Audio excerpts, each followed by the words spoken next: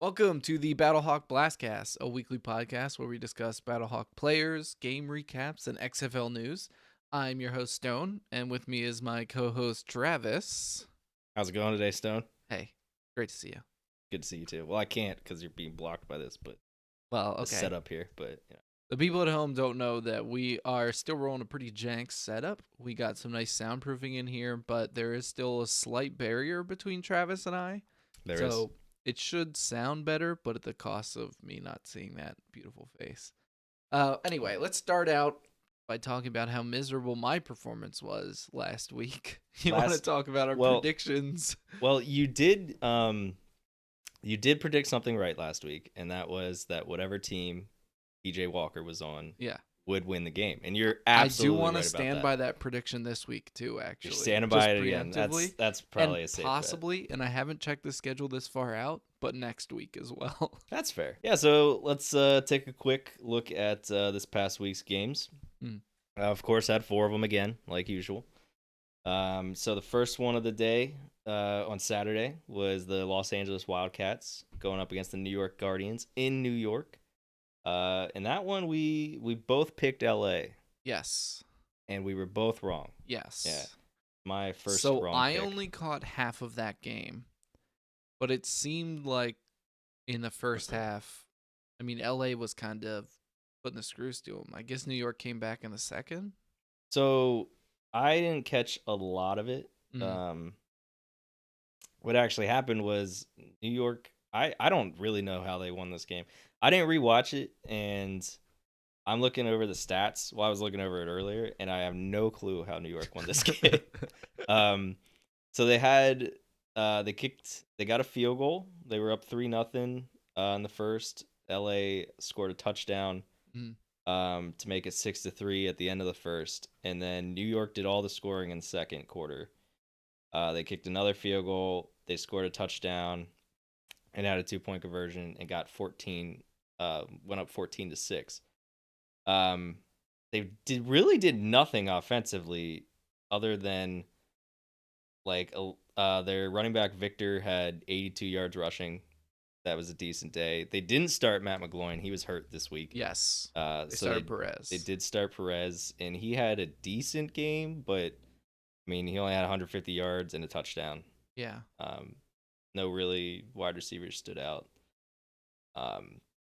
Meanwhile, on the other side, you got LA. Josh Johnson threw for 325 yards, 2 touchdowns and a pick, and they somehow lost this game 17-14. He looked good, too. Yeah, I don't. If you look at the stats, I'm not completely sure. Yeah, I only watched the first half, but pretty unexciting game actually for how close the score was.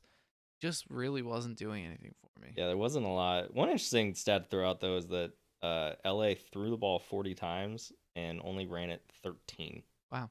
That's, they're not going 50-50 there. Yeah, New York finally got in the win column again after just 2 weeks of not really doing anything. Yeah. Perez, he was in the AAF, he was the quarterback of my team, the Birmingham Iron. And in that, he impressed me from the standpoint of he didn't lose you the game. He didn't win you the games, but this was a performance that he did every time in that league. Yeah. So I don't know. There's not, like I said, not much else to say about this game. This one wasn't one I was very intrigued by the entire weekend. I definitely tuned out at halftime. What I will say is, and this isn't specific to this game, but this whole weekend, really good for running. Like a really good running showcase of the XFL. Pretty much every game had a pretty, at least one featured back that was doing pretty well. Yeah, there was a good amount of teams that had some high rushing yards. We'll get to Tampa Bay, but they had a really good rushing game. Yeah, absolutely. Of course, the second game Saturday, we'll get further into this a little later, was Seattle versus St. Louis in the Dome. And we both picked St. Louis in that one. Our boys came out on top. Right. Much like PJ Walker, I will continue to choose St. Louis as my pick. Right. You've mentioned quite a few times on this podcast already. I'm aware that I'm biased, but they're just a solid team. Yeah, we'll get further into that one. Yeah, for sure. And first game Sunday, Houston at Dallas. This, in my opinion, was the best game of the weekend. It was a really close game, really good game. We both picked Houston in it. Houston did come out on top 27-20. Yeah, so this is a game that I, going into this week, said would be the most exciting one of the weekend. I'm pretty sure. Yeah. I also said that PJ Walker was on Dallas, and I still feel like an idiot for You it. did. But I will say that I think St. Louis was actually the most exciting game. But this one, this one was like both teams were playing pretty well. This one I only caught the first half as well, though, so I should put out that disclaimer. Yeah, second half was also really good. Just throw out some stats. PJ Walker had a down game. Yeah, actually. not as hot this week for sure. Only 239 yards and 2 touchdowns. Yeah, and 1 interception. Slightly noteworthy is Cam Phillips followed up his back-to-back 3 touchdown games with only having 1 catch for 9 yards in this game. I don't remember his name being said a lot. I think it was in the second half. They talked a lot about how Dallas was throwing their best corner on him. That makes perfect sense. And was just constant, like that's the only guy he was following. Yeah. And they were running specific defenses to like negate his ability. Yeah. So that you look at the stat sheet, that absolutely makes sense. That Nick Holley though, if you remember him, he was the guy that he had what was it, like 2 or 3 torn ACLs and a broken back or something. He ended up finishing the game. He had 8 catches, 97 yards, and a touchdown. He had a pretty good day. Oh, sorry, I remembered something from the New York game. If I can just go back real quick. I think a big reason that contributed to a win with them was that I had noticed during the broadcast that it was either during half or during a big commercial break that it like played a recap of him talking to his offensive coordinator. It's like, okay, when we ran this play, this is the coverage they ran. When we ran this play, this is the coverage. And they like started mapping out what the defensive coordinator on the other team was calling. And I thought that was like, that's probably what gave them the edge there, because they were they were really, really taking notes of the opponent because there's not a lot of film. Yeah, that makes sense. So they had to do it live on the field, and I was really impressed with that. I thought that was really cool. I didn't catch that because, like I had said, I didn't watch a lot of it, and most of it that I did watch was on mute, so I definitely wouldn't have heard that conversation. I want to say that was New York, but now I'll be embarrassed if it wasn't. Somebody go back and yell at this man. Sorry, but back to Houston and Dallas. Yeah, and so Dallas, one thing to note, Landry Jones had not a great game. He threw for 205 yards and a touchdown, but he had 3 interceptions in the first half. Yeah. And then in the second half, he ended up exiting. He had an injury to his left knee. If you remember, he had sprained it or something, aggravated it at the beginning of the year. He missed week 1 against St. Louis. And then he re-aggravated it in this game. They're saying he's expected to be out for at least 2 weeks. Could be longer. Just depends on the process. But that their backup Nelson, he played really well against St. Louis in week 1. So I think they'll still be fine. This is still, in my opinion, probably the 3rd best team in the league. Yeah, what I also want to say about those interceptions is they were at the end of drives. Like, they had a lot of momentum going for them, and then the interception just cut them right down. Yep. Like, they were at least approaching field goal range, if not already in it every time. Those could have been points on the board had they not been intercepted. And from what I heard from the commentary, 2 of those were because the wide receiver ran the wrong route. Oh, did it? Yeah. I missed that. If they said that. So it was a lot, and they would interview the coach, and he'd be like, yeah, our wide receivers need to put their hands on the ball. They need to run the right route. But then they played it live, like, while it happened, and they'd be like, he overthrew that or something. So he's like, clearly they're standing by Landry Jones. But yeah, they were. But yeah, it seemed like, according to what the announcers are saying, this was a lot of overthrown balls. And interesting. Nothing to do with the play of the game in this, but FS1's coverage here was not good. There was so much stadium noise. At times, I just muted it. Like, it Yeah. was just, you know how they always play those sirens in Yeah. the. It was just nonstop, like sirens, and then like Ozzy Osbourne's blaring over it. I'm trying to hear what the play calls are and stuff. And it's like, it was just, the coverage was not good. Yeah, I think it's not just necessarily FS1. I think if you look across the entire board between ABC, ESPN, and all the Fox broadcasts that they do, Mhm.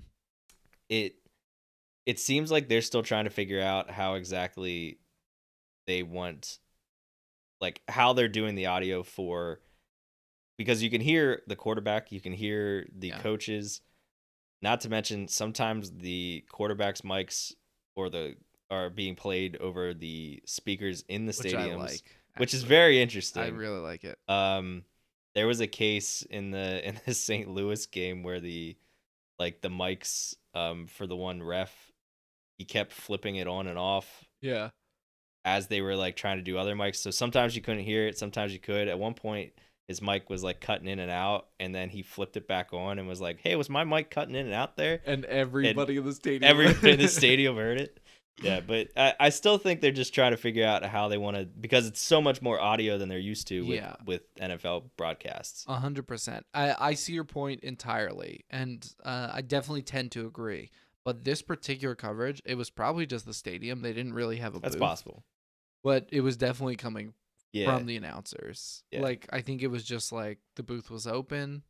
You know, they might be lower Well, down to the field yeah. instead of at the normal press booths for NFL games. Well, Dallas, so that Dallas' stadium used to be, they are moving this year, but it used to be the Texas Rangers stadium. Mhm. So it is a baseball park. Oh, that's probably So those booths are probably not as high as they used to, Yeah. or a lot of times, a lot of the, just from going to baseball games, I know that a lot of the stadium sounds come from that general area. Yeah. So that also is probably factored into it. Yeah, it was just, that was a big reason why I didn't finish watching this game. Was just because it's like my ears were bleeding at some parts. That And makes I know sense. that's like totally an old man thing, but it really it bugged me. Okay, and then moving on to the last game of the day, of the weekend, DC at Tampa Bay. So I made a prediction in this, and I was right and I was wrong. Yes. I did predict a 20-point win in this game. Yeah. I unfortunately just picked the wrong team to do that. Exactly. I had talked you down. I said that was ridiculous and it would be 7. Yeah. So I was twice as wrong as you were. Yeah. I at least got the 20-point win. You did. Yeah, just we both picked DC, and Tampa Bay just literally ran all over them. Yeah. I'm not entirely sure where to start. I'm just gonna start with the good. Tampa Bay had a good game all around. The running game was. So here's a ridiculous stat to throw out here. If I add it up real quick, they had 80 plays. Mm-hmm. They ran 80 plays. Yeah. All right, and DC ran 37. Yeah. Like, that's ridiculous. I don't know. I don't have the time of possession stats. I don't know if they have it on the website here, but that's like, yeah, that's incredible. It's incredibly one-sided. So like, I can just go down some of these stats. So Cornelius, their quarterback, he had a pretty good game, 24-31, 211 yards and a touchdown. He did throw an interception though. But that's not really the highlight. The highlight is their running backs. Devion Smith, he had 24 carries and 122 yards. Yeah. Also had a couple catches, but nothing really noteworthy there. And nothing really noteworthy. He had that one hand catch. I don't know if you saw it. I forgot about that one. Yeah. That was pretty good. And their other running back, Jock Peterson, I think that's how you pronounce his first name. He had 21 carries for 108 yards and a touchdown. Yeah. Or Jock Patrick. Sorry. Yeah, they had two guys over 100 yards, which is not only the first back to go over 100 in the XFL, the first 2, and it's in one game. Yeah. And then you look at DC. DC just had an awful day. Cardale Jones, Yeah, He he was did not. not playing hot. No, he did not throw 4 interceptions this week, which I Mm. also said he won't do that. Yeah. He only threw 1, but he only also had 72 yards. He was not happy with whoever number 1 was. Was it Tompkins? Yes, Yeah. Tompkins. He was not happy with Tompkins, and Yeah. even when they put in the backup, he was saying something about Tompkins even on the sideline. They're like, he's not running his route right. So Yeah, and so when I had said that I thought, well, you thought St. Louis was the most exciting game, and I thought Dallas and Houston was the most exciting game. mm, I think this game was the most entertaining game. absolutely, I agree with that. Just because there were a lot of very like awesome, interesting plays that were happening. Yeah. Pretty much terrible defense, but Yeah. Tampa Bay was doing a lot of fun things. And then DC's sideline antics and stuff were very interesting, obviously, to watch. Yeah. Because Cardell Jones just straight said that like Tompkins wasn't ready. Like we should sit him. He's not ready to play. And but I don't know. You watch this game and I think at points the commentators stated that like it wasn't all his fault, and I just don't think he looked really good. I know they weren't catching a lot for him, but I don't know. It's they just didn't do anything in this one. It wasn't good. The best way, because this hasn't changed my opinion on the Vipers at all, honestly. That is back-to-back pretty good offensive games. Yeah. I honestly, the best way I could describe this team is like failing upwards. Yeah. Like this game, not this team, is like failing upwards. Because if you look at DC, they blitzed almost every play. Yeah, you pointed that out. I didn't take notice to that. It was like watching like a kid play Madden. It was like blitz, blitz, blitz, blitz, blitz. Or me play Madden. Like it's not. And at one point they blitzed with 7 guys. Like that's insane. I guess if you look at the numbers, I guess they were just like they're running the ball all the time. Maybe we'll just try to stop. What I will give Tampa Bay is even with all like the not great defense, you can't deny that 2 of their backs got over 100 yards and played really well, and that one-handed catch looked awesome. But yeah, they did have. I mean, they had 2 over 100. They entirely rushing, like they had 49 carries, and you're like, well, of course they're gonna have 100 yards with 49 carries. Well, each of their running backs had an average of 5.1 carries. I saw that yard. Yeah. So like that's still a really good production. Average. Yeah. And a lot of it was they got pushed forward. Like while they were tied up, their team was backing them up and giving them those extra few yards, and that helped a lot in crucial first down situations. But I'm sorry, third down to get a first down. Right. But they did a good job choosing the guy to start and staying behind him. This rotating quarterback nonsense on the Vipers was not working. Well, they didn't have the option this week. Yeah. They had their backup was Aaron Murray, who was hurt. Yeah. Because during the week, Quentin Flowers left. Yeah. I guess I was reading that he's back with the team now. I don't know why he left. I didn't see the report on that. But this Cornelius, like, I thought Quentin Flowers should be starting for him, and I think Quentin Flowers thought Quentin Flowers should be starting for him. But he's actually posted decent games in back-to-back Cornelius weeks. Play, I think it was the right call. And being this, well, we'll try this guy out. That's what practice is for. Yeah. Like you can't be constantly rotating your guys. So I thought they looked better in that aspect. Yeah. But are they all together? There's an age-old saying, and it's right way more than it's wrong, that if you have 2 quarterbacks, you have 0. Yeah.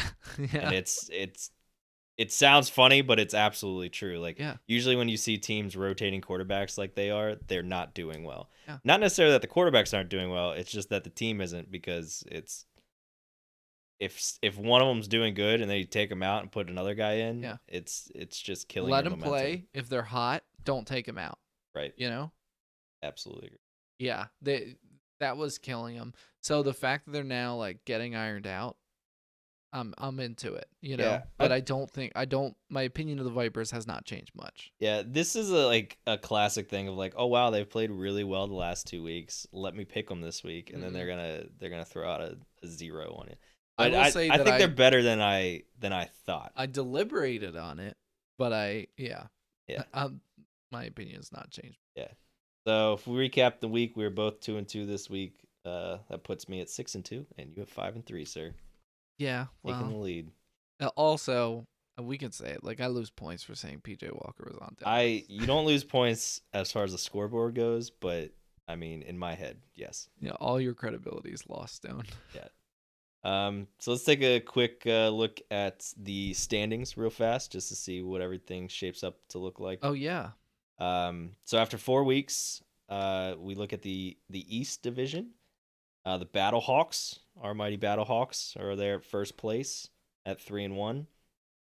The Defenders are in second at 2-2, followed closely behind is the Guardians, also at 2-2. The Defenders win the tiebreaker. And then Tampa Tampa Bay Vipers at 1-3. Mm-hmm. And remember that the top two teams in each division make the playoffs. So we're good for now. We're good for now. And then you look in the West, Houston staying strong at 4-0, followed by Dallas at 2-2. And then bringing up the rear is LA at 3 and Seattle at 4, both at 1-3. Okay. So that's what we're looking like right now. We mostly play the East remaining. We've only got one more game against the West. Yeah. And have not played. No, we played the Guardians one. Just say we haven't played an East. We played Guardians Played last Guardians. week. Yeah. But, and you know what? What a great team to have to play twice. With their run defense as bad as it is, like I'm okay with us having to go back and face the Guardians again. Yeah.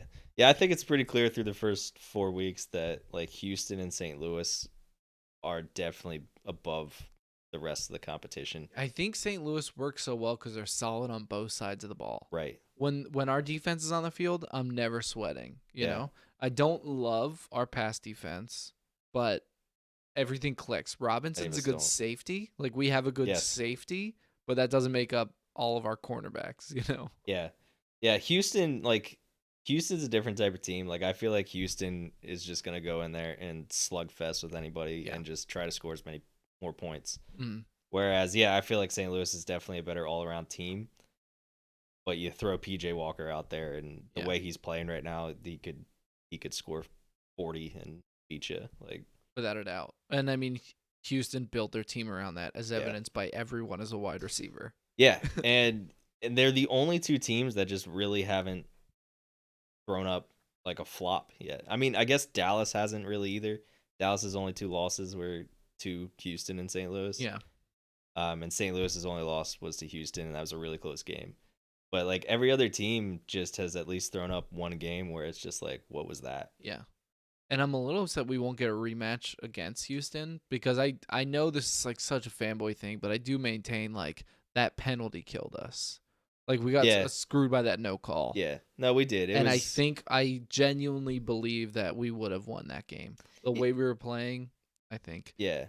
PJ Walker was on fire and our tackling was awful, but it was terrible. We had enough on offense to make up for it. And I thought, we were coming back with that specific drive. I thought St. Louis was going to win that game, but I think that no call really screwed us. Yeah, that killed momentum. You don't know how that drive's going to turn out. Right, exactly.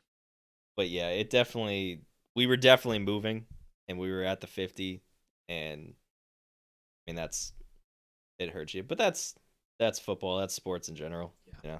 Bad calls, missed penalties, whatever. Well, you know what? I said we wouldn't get to play Houston again, but maybe in the championship. In the championship. Maybe. In Houston, because that's where the championship is being hosted. So. Yeah, but you know what? That's what I loved about the Super Bowl this year, was that it was somewhere warm, the weather's reliable, it had a good market. Like Miami was a great place to do the Super Bowl. I won't be upset if they're like, from now on, it's Miami, it's Houston, it's any California. Like, well, that's what they mostly stick with. Mm-hmm.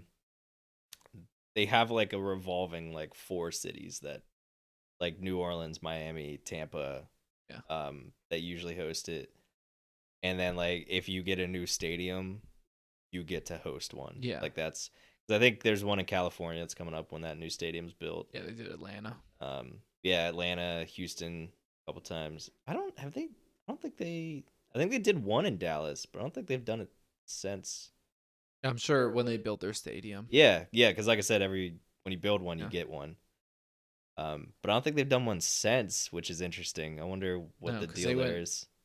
Yeah, the closest they got was Houston then. But either way, Yeah. having a championship game in a warm city, excellent idea. Like, I don't care if it gives Houston a home team advantage if they do play there. Yeah. I think it's, an excellent choice to put in Houston regardless. Yeah, I know. I just know a lot of people were either talking about it should just be in a neutral city instead, and part of me is like, I get that, but this isn't.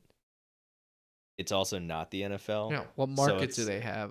Yeah, like if you put it in Houston, like it benefits an XFL market. Yeah, like is that city going to just be all Houston fans? Yeah, Probably not. No. Like people are gonna fly in for their team.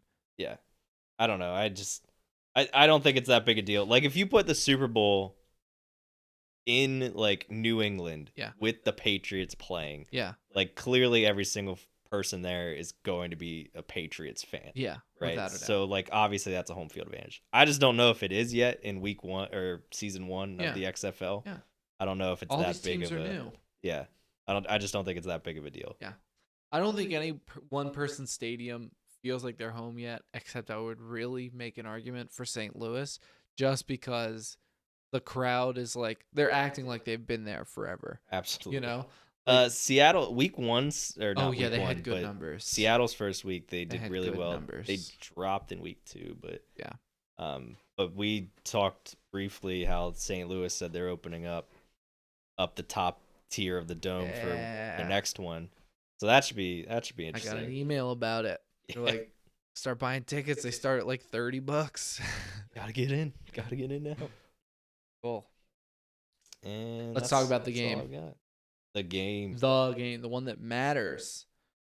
We're talking about Seattle versus St. Louis, and forgive me in advance because I will say St. Louis when I mean Seattle, and Seattle when I mean St. Louis. So I'll try to refer to them as the BattleHawks and the Dragons. It's all right because Kurt Menefee did it in the intro. They opened up and Kurt Menefee called both of them St. Louis. He's like, the St. Louis BattleHawks at home taking on the St. Louis Dragons. I was like, that's not right. Before the game even opens up, they do reiterate that Tamu leads the XFL in accuracy. And correct me if I'm wrong, that still stands after the game as well. I don't know. Because I think he was 74% completion. Yeah, I don't have the stats in front of me, but he was 20 of 27, so I'm sure it probably hasn't changed. Yeah. 74%. Another point I wanted to open with, pretty immediately in the first drive, the game opens with a blue boo. It starts out with the legendary blue boo. There was a penalty call, and the crowd was not having it, and it was nice to feel like at home so quickly. Well, I don't know if it's the same one you're talking about, but I want to start at the beginning of the game on the kickoff. We already had a flag on the kickoff. Yeah, and I put this down on my notes later because I think it's like the next time that it's punted to them, there's also penalty. They have to lead the league in penalties on special teams plays. Yeah, because of all those blocking the backs. I swear, like every other drive or every other either kick return or punt return. Yeah. It's 58 or 53, and it's an illegal block in the back. Yeah. You flip a coin. I don't get it. They need to iron that out. And you know what's crazy? They played so well on special teams last week and avoided those illegal block in the back that killed them in week 2. Yeah. And then you'd think, all right, we're good. Like, our special teams are good now. And then we're right back to it. Yep. I just don't get it. Yeah. Yeah, so they kick off, and then the flag started them at like the 4 or something like that. Yeah, it was not excellent. And they went 3 and out. I will also say that the announcers had said that the defense, and this is the Dragons' defense, was prioritizing covering the screen. Now, if I'm Seattle, that's an excellent call because that's Tamu's bread and butter. A quick screen, like that's how he has all his completions. It's all a quick screen, and then they run it the rest of the way. You know, a pocket opens up, and yeah, we did that a lot in the first few weeks. Excellent call by the Dragons to prioritize covering the screen. But then I'm also happy that happened because it shows Tamu also has legs, and he's good at using them. And he also is accurate down the field. It's not all screens. It's just that seems to be the way that our offense is designed.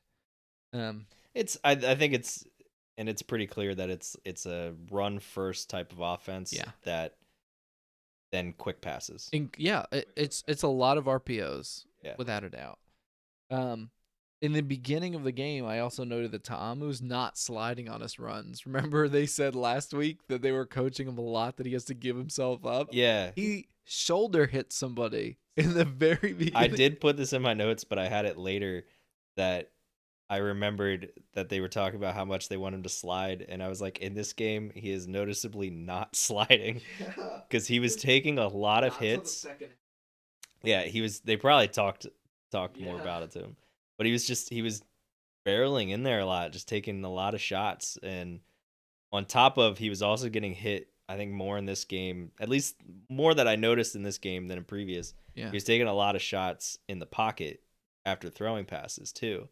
And I was like, I mean, being a Colts fan, every time Andrew Luck did any of that, I would always cringe just because I'm like, well, there goes his shoulder. There goes his ankle. Like, it's just something you don't want your quarterback to do a lot of. Yeah. Another thing, I mean, going along with his deep accuracy as well, I did note Agadosi, I think is how you pronounce it. Correct. He catches a really deep pass, but I think this is the first time we've seen this receiver. I don't remember his name being called in previous games. I could be completely incorrect and just not have been paying attention. He, according to his official stats, only had one other catch, and that was in week 2. Okay, so really not used much. But I think, again, the fact that it was an unknown receiver for the most part for us, and it was a deep pass, and it still makes a completion. I keep saying it, but it really only speaks to his accuracy. They cut off the screen plays, and he's still able to make it work, and he's able to make it work deep, and he's able to make it work with anybody. Yeah. They once again they had a lot of receivers involved in this one. And one thing I did note that we have noted pretty much every week where this man has been, Fitzgerald. I can't remember. I think it's Fitzgerald, but you got me on the Fitzpatrick train now. Sorry. Fitzgerald, also not in this game. I didn't see him at all. And I'm happy with it. I am happy that we have a backup that we can rely enough on that, they send him in for a few snaps, but I'm happier if he's the backup. And I know this is a discussion I was going to save until the end of the game recap, and also way jumping the gun. But I think by the end of this season, Tom is going to be working out with an NFL team just to try him out.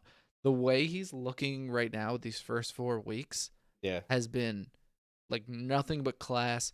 He is quiet on the sidelines. He's leading his guys. Like, he's not getting heated when something bad happens. He's got legs. He's incredibly accurate. He's still green. Like, you can see watching him, he's not NFL caliber yet, but so are every other college quarterback that gets drafted and comes to the NFL. Like, Right. Like, none of them are refined enough to play in the NFL just off the bat. But I think Tom is going to get a call. Yeah, I mean, I wouldn't be shocked. Honestly, I wouldn't be shocked if anybody you see in this league that does really well throughout the entire year gets some type of call. Yeah.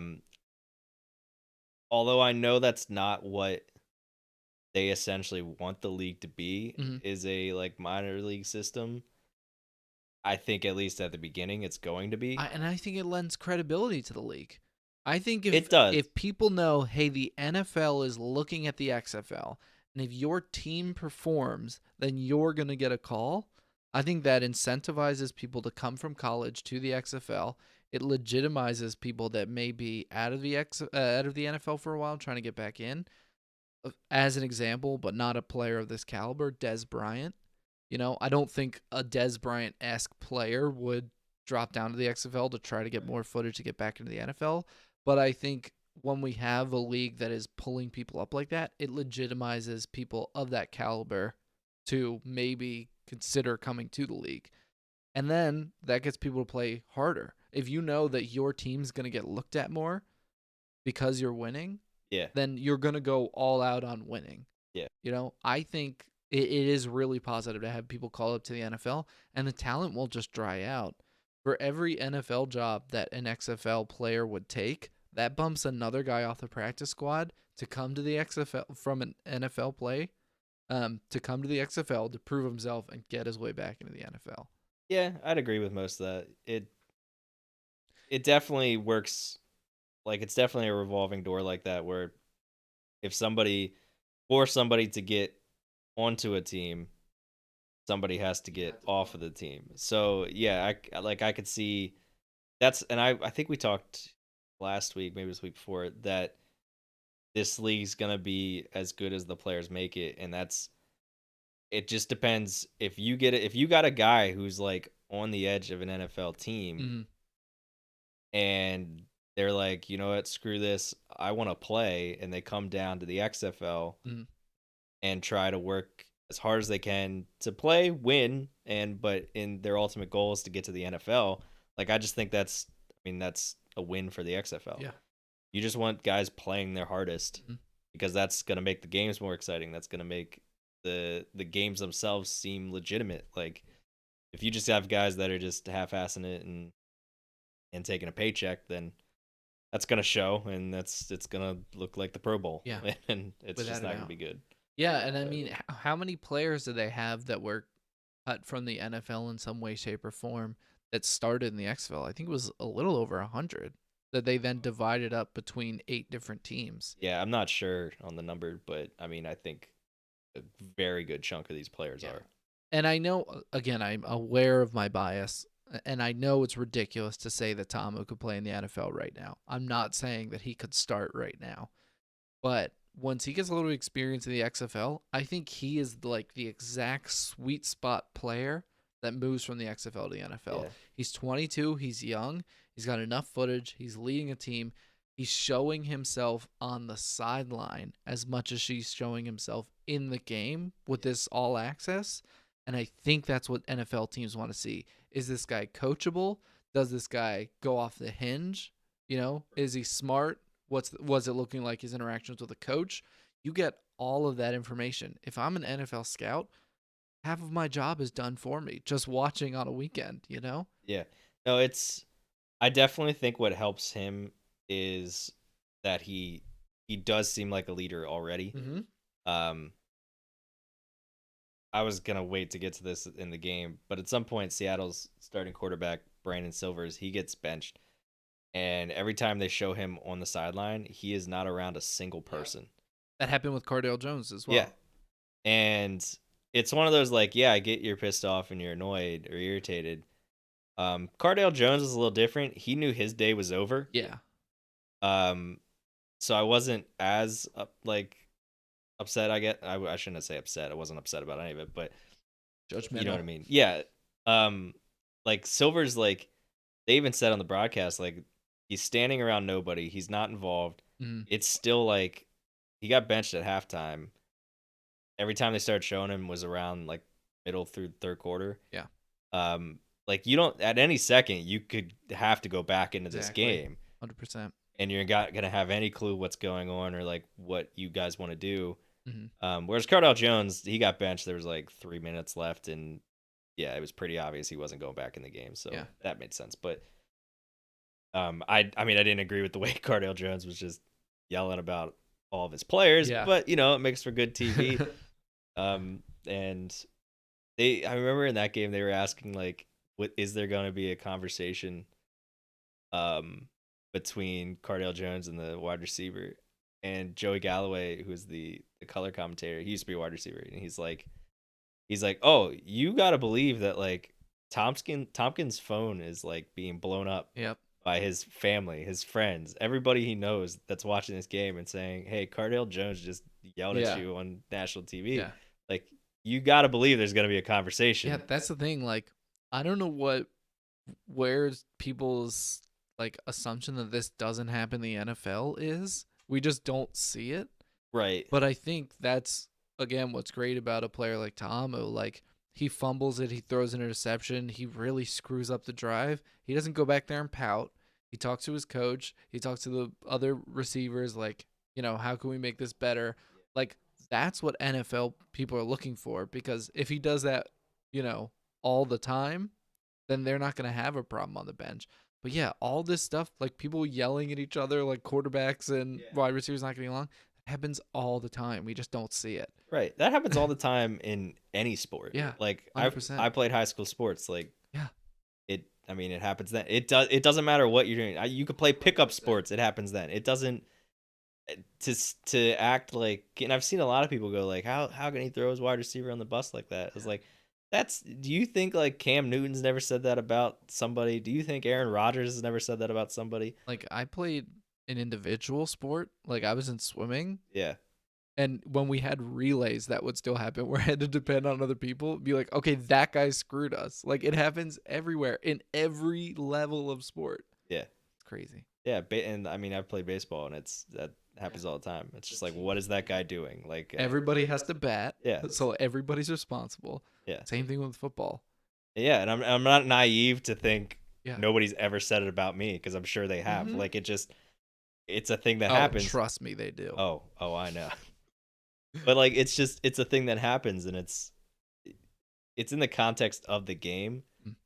A lot of the times like that doesn't build over. Sometimes it does, and then it becomes a bigger issue. But yeah, like those things are said, they'll talk about it a day or two from then, and then like it'll be good to go. If it's not, then it becomes an issue, and then you got to figure something else out. And a lot of that gets resolved by the next drive.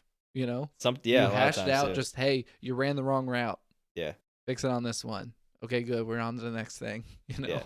I mean, that's the thing, is like we're talking about, these are grown men. Yeah. Like it's not college ball. Yeah, it's not. It's just it's not. They're in their 20s. Yeah, they have kids. You know, yeah, like it's you don't want to grow another person screaming at you, but it's like they're all there to do the same thing. Yeah.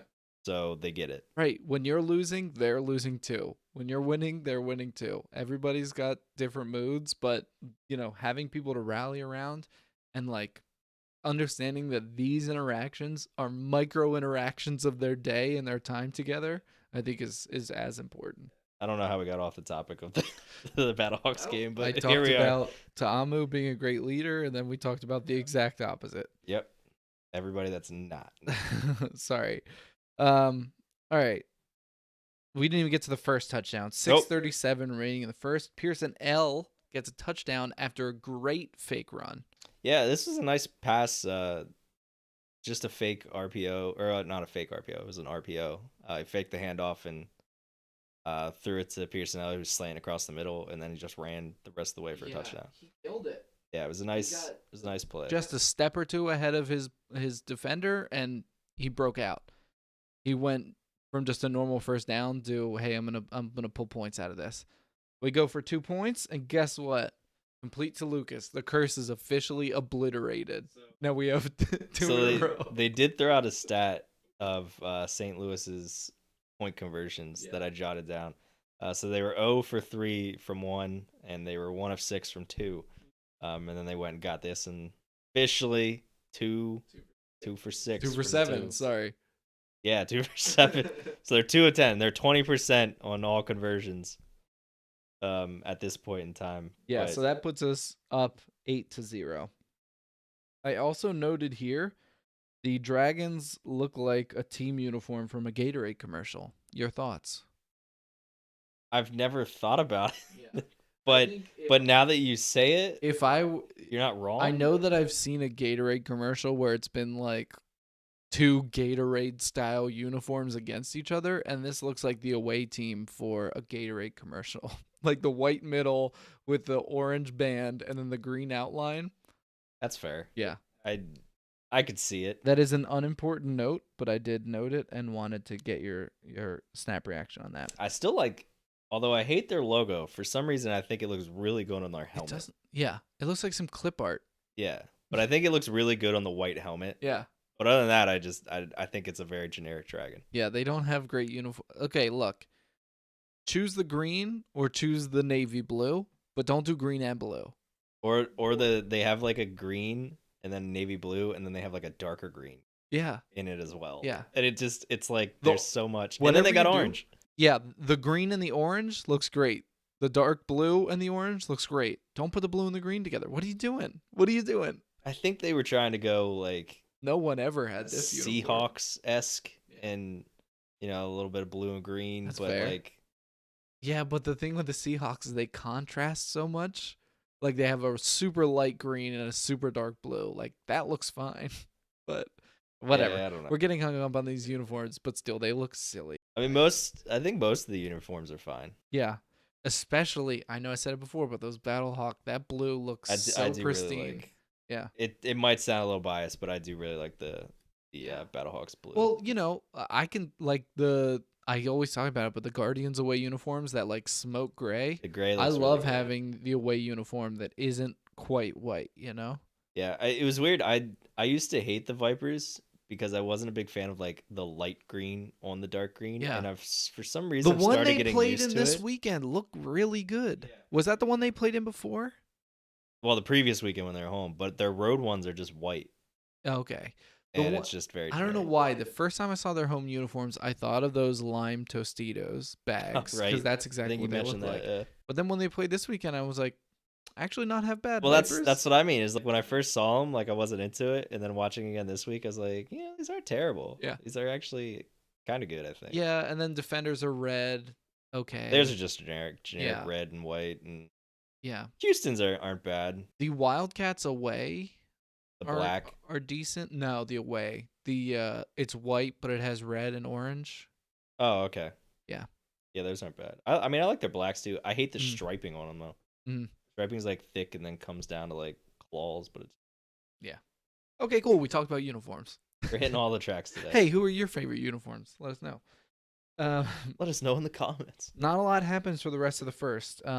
Seattle really struggles to get anything going, and with 7 seconds remaining in the first, a 48-yard field goal. I was saying yard and field goal all together, and I got year. Yeah, But somehow. 48-yard field goal by St. Louis. It was a bomb. Yeah, Russolino's been really good. I don't know the kicker stats. I haven't found those. I haven't really looked for him, I guess, but he's been really good so far for him. Very consistent. From pretty far away. He got 58 last week. Was it 58? Yeah. It was something like that. I think the farthest one in this game is 48. Yeah. I could be incorrect. He has a few in this one, but it was this one. But I mean, he bombed it right down the middle. Yeah. Yeah, he's really good. He's really consistent.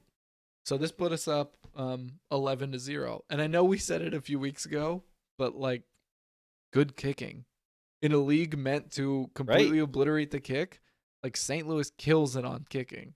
Yeah, they've done really punter. well. We have an excellent kicker. It's kind of interesting how it's like, you know what, maybe the NFL should look into this. Yeah. Maybe their kicking will, instead of be like 98%, it'll be like 100. Yeah. Like no kickers will miss. Are kickers overtaxed? Like that's my question. Do they do too much? Yeah. Maybe. Maybe they get tuckered out and they can't make some of those late game it's kicks. It's like an LED bulb, like it's only good for this many like turn on or this many hours. It's the same thing. You only get this number of kicks out of a human leg, and you're wasting them with the kickoff. That was Adam Vinatieri's problem this year for our Colts. He just years of kicking and just finally caught up to him. Adam Vinatieri has been in the league for half of the league existing. He's been, well, I don't think that's true, but don't fact check that stat. Just kidding. He's been in the league longer than I've been alive. Since the Super Bowl era, I should say. Half of the Super Bowl era. 25 years. Yeah, that's. I think that sounds more right. Yeah, Anyway, Adam Vinatieri not in the XFL. But what if? BattleHawks chant immediately comes back. That home crowd is excellent. I do love the BattleHawks chant. That BattleHawks KA-KAW. It's great. Yeah. Kickoff then doesn't make it to the 20. So we talk about how good the kicking is, but we got a major touchback on this one because we failed to make it up to the 20-yard line. Yep. We're up 11-0. Seattle's done nothing offensively. Mm-hmm. And then, is this one we kicked out of bounds? Or we kick it? Yeah. Yeah. So, but it failed to make it to the 20-yard line before it went out of bounds. Well, if it goes out of bounds, it starts at the 45 no matter like your own 45. Yeah. So that's what I mean is like you you're winning 11-0. Seattle's done nothing, and then you give them the best possible field position Yep. to start a drive, and it's like, well, that's you just don't want to give them a reason to start doing something. Yeah. Yeah, because with 13:28 remaining in the second, they got a 41-yard field goal. And that's Seattle. The single doink. Yes. Popped it off the left upright. It made an excellent sound. It did. I will say. And then he like fist pumped, like he hit it 55 yards and On straight purpose. dead center. Yeah. And I was just like, you almost missed that, man. Come on. Yeah, they got a lucky bounce inside. Made an excellent, like, those are like those public domain sounds that people put in videos, but it made it naturally. I swear I heard a Wilhelm scream in the background. That puts them at 3-11. St. Louis is still up. I also noted that with 10:27 remaining in the second, another St. Louis kick. This time it's a punt, not a kickoff. It goes out of bounds and gives up more free yards. So I was just saying how good the kicking was again, but I did forget that, yeah, we had some rough out of bounds, and we're giving them free yards to make a comeback on it. Yeah, this is something that we've done the last few, just giving up. Like when we punt, we're just giving up yardage that I just don't know why we are doing such a thing. Like either by punting it out or punting it in situations where it's like, well, this is gonna go the end zone. Like, yeah. Well, Marquette's just got that rocket. Yeah, he does. I also like that when he kicks it. I don't know if you took notice that every time he punts, I wrote they it down. boom. Yeah, yeah, that's pretty interesting. That's... Even though like half of them, because I guess because of the balls, like half of them don't actually go that far at all. Yeah, I love it. I literally, that's my next note. Is I love the boom on punts. Ooh. Yeah. So another thing I wrote down is that St. Louis is winning time of possession again. It seems like in all the games that they've gotten W on, it's because they killed in time of possession. Like when St. Louis is holding on to the ball, I feel like we're controlling the whole game. Yeah. And I know that that's not a monumental statement. That's true across like all football. But it's crazy how well St. Louis has been able to keep drives alive and control the ball and keep time of possession in all of these games so far. Yeah, I mean, if you look at the stats, they did have 46 carries in this game, and they kind of go with like the Tampa Bay DC game. They had 73 total plays, whereas like Seattle only had like 40. So they had them definitely out. Like they had the ball a lot longer than what Seattle did. Yeah. And we're doing more with it. This game got oddly close at the end. Yeah. Even though like I felt like we were in control pretty much the entire time. We'll get there though. Yeah. Can't stop talking about the kicking. 7:01 remaining in the second. Marquette gets hit. It's a roughing the kicker after his punt. And he celebrates so much you would have thought he won the game. Yep. He gets so hype about getting a roughing a kicker call against him. Like, bro, you could have been injured. Yeah, he got nailed on this one. It's pretty close getting blocked, but he ends up getting nailed. They end up getting the first down because of it. Yeah. They had pretty much a similar one last week or the week before. And yeah, he did the same thing. Like that's what he did in the NFL. Every like no matter if he was on the field and did something well, it didn't matter what it was. Yeah. Like he would dance, he would celebrate. How do you not like Marquette King? Yeah, Marquette, whatever. Yeah, it keeps changing. I don't know what it was this week. Yeah, they didn't ask. All right, 5:25 remaining in the second. We talked about this briefly before, but the quarterback in St. Louis specifically, they broadcast it across the entire stadium. He hits Riley, who's running up the sideline, but before Riley catches the ball, he gets an eye on him. Notice he's outrunning the defender. And as he's releasing, he's screaming, "Go, go, go." Yeah. And it's so loud, the whole stadium like explodes with Tom's voice just going, "Go, go," like screaming at him. I thought that was super interesting. I do love that he's mic'd, but it just shows like he knew that ball was going where it's going before it left his hand. Like he's already. Yeah, I can't try to remember, but I can't remember if it was this game or if it was another one this weekend I'd watched. There was a quarterback that like dropped back Mhm. and one of his like tight ends was blocking a guy, but he was clearly supposed to like block the start and then rub off for a pass. Yeah. But he was getting so heavily blitzed that he just started screaming his name, and you could hear it Yes. so loud and clear. And he just starts screaming his name and like just immediately throws it, and the guy turns around right as he starts yelling as the ball is like at his face and catches it and then gets like a few yards on it. Yeah. So it's very interesting that since they are mic'd up, you can hear that because it's just a level of, oh, Yeah. how did he know the ball was coming? Well, when you hear him screaming his name 4 or 5 times, that's how he knew the Echoing ball through was the coming. entire stadium. Yeah. I do like that though. I like it because it is a little dirty too to be the home team broadcasting your quarterback's voice. Like you can get the hard counts pretty easily when you have that much help, you Yeah. know. Yeah, But it definitely helps. I'm just such a fan of this Yeah. access. I'm Could you imagine if they have the hard count and you had like a packed NFL stadium? yeah. Like like that would be insane. Cuz like St. Louis is pretty full and loud. But like could you imagine if that dome was entirely filled, No. people screaming their heads off? Or like Seattle for instance. I Like Seattle is already loud, like the loudest stadium yeah. in the NFL. And then you have Russell Wilson over the loudspeakers doing his hard counts. Yes, that'd be crazy. There is no way you would not jump off Well, sides. yeah, the Colts are well known for having such a loud stadium too. Yeah. But I distinctly remember a few, not just one, but a few Giants games where MetLife got so rowdy that our defensive line, like, because that's when it's loudest when you're on defense, Yeah. was holding hands because they couldn't all hear the snap. Yeah.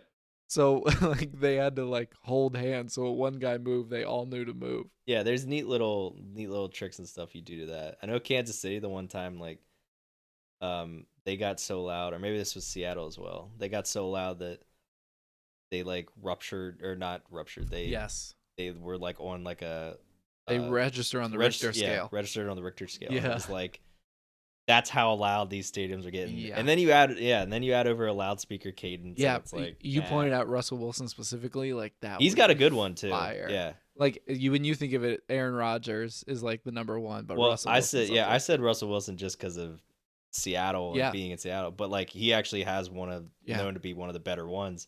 Without a doubt. But yeah, one of like his or Aaron Rodgers over loud. They're Yeah. like, there's no way. Imagine there's no way you could not. hearing Omaha 1,000 times. Omaha. When Peyton Manning was Well, I go to sleep with that just playing, so I'm used to it by now. Yeah. But yeah, so I love that. Nothing super notable happens until 154 remaining in the second. Keith Ford, this is where he gets that catch, but he doesn't have full possession, so he's bobbling it for like a good 5 yards before he gets possession and then turns it into a touchdown. Well, it was a pitch. It was a pitch. So like if he dropped it, it's a fumble. But like he's bobbling it for like 6 yards. Yeah, until on he the finally run, gets a hold bobbling of it in front of Yeah. him. Yeah. Yeah, And there's a guy sneaks coming in hot against him. Yeah. Like it could have been swatted down without a doubt. It could have been grabbed out of the air. Yeah, and he snuck into the side of the end zone. Yeah, ends it with a touchdown. We go for a 2-point attempt. This is a failure. This could have been awesome or awful. Well, it just turns out that it ended awful. But without like the way it happened, it was still awesome because it was like that was a hell of a play. It just didn't end the way you wanted it to. Yeah. Yeah, so Ta'amu tosses it back to Pearsonell, who sweeps around to the right side of the field. And then Pearsonell has space to run into the end zone. But I think he sees, I want to say Lucas is in the back It right. wasn't Lucas. It was a big It was another guy. tight end. Yeah.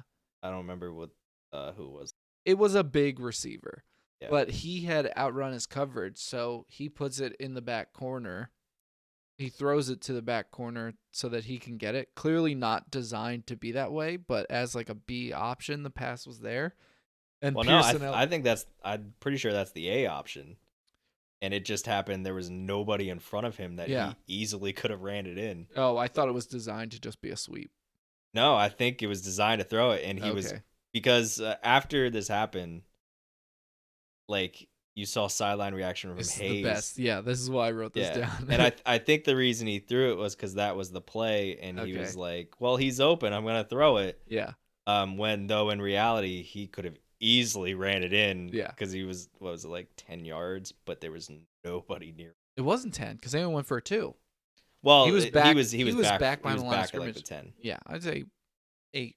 Yeah, I mean, I understood why he threw it because the guy was wide open. There was nobody on that side of the field. Yeah, but clearly that guy did not expect him to throw it. Yeah, and that's probably the good reason why he dropped it. Yeah, but Hayes. I thought the commentary when he went to the sideline, Hayes was like, he wasn't angry. He was just like, he's like what? Come on, man! Like just run that. He was like you gotta run that. Like that's the first option is you running it. And then I wrote down his quote. I know you want another completion. Which was my favorite. Yep. Yeah, and it was funny because Pearson L was like dejected, and like Hayes was just trying to talk to him. It was just like he wasn't yelling or anything. He handled it so well. I think that's like a glimpse of the sidelines again that I'm happy that I got because like it could have been mad. It was kind of when you look at it from a third person perspective, it looks like he made a dumb choice, right? It was wide open in front of him. There was maybe one guy coming his way, but he could have juked and made it in. But yeah, Hayes was like, boy, I know you want that other completion, but you gotta run on those. Yeah, that was so open. He definitely should have just ran. But that puts us at 3-17 St. Louis. Nothing really happens until, well, I guess in this 2 minutes, nothing really happens, but should have. Yeah, they made a comment on the commentary about this, and I completely agreed with it. Like there's 2 minutes left, and well, Seattle had a possession and then gave it away to St. Louis. They punted it. There's 2 minutes left. Seattle's down by 14 and elects to punt it on a 4th down instead of going for it. I think by the time the BattleHawks get it back, they have less than a minute. Yeah. And you have to assume that they're going to kneel. Like, it's silly of the Dragons to not go for it on the 4th when it's relatively low risk. But then also when it comes back to St. Louis, it's also silly of them to not capitalize, knowing that the ball is going to come back to them. Yeah, I didn't agree. No, sorry. The ball was going to the Dragons after the half, right? Yeah, Dragons. Yeah, so even that only reinforces the fact they should have gone for it and tried to put a little bit more on the board to emphasize their lead. Yeah, I mean, they just kind of roll over.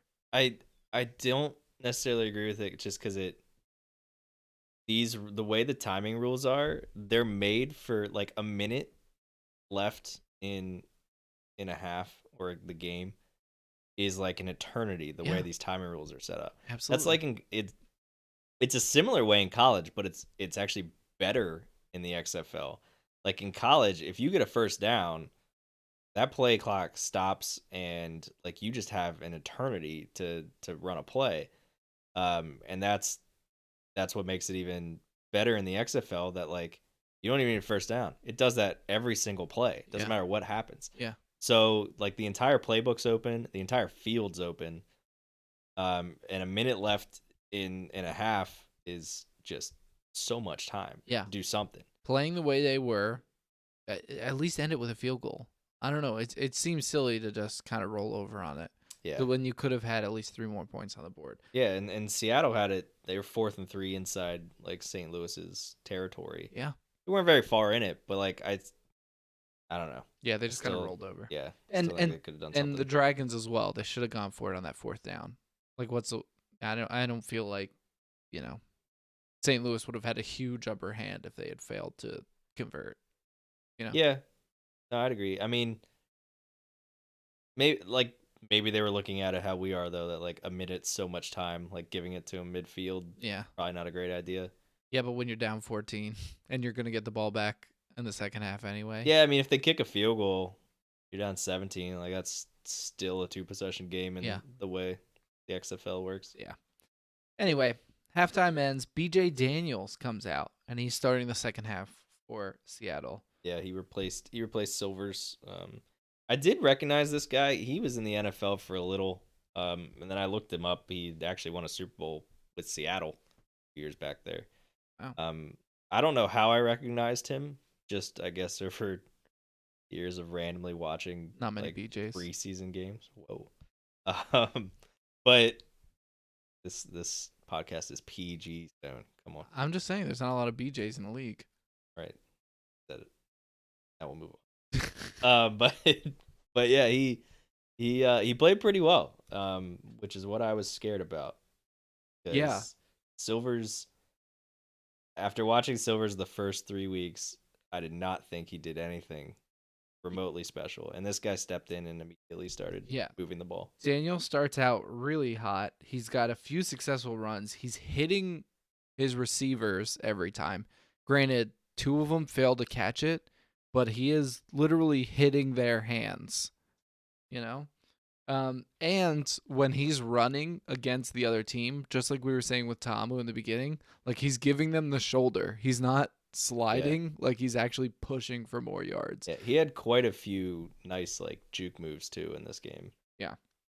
Yeah, it flashes to the halftime speech then for St. Louis, and the pregame speech in the locker room, and Hayes specifically is emphasizing eliminating the penalties. And I think that's important because that's what screwed him in week 2. It peaked its head a little bit in week 3, but not as badly.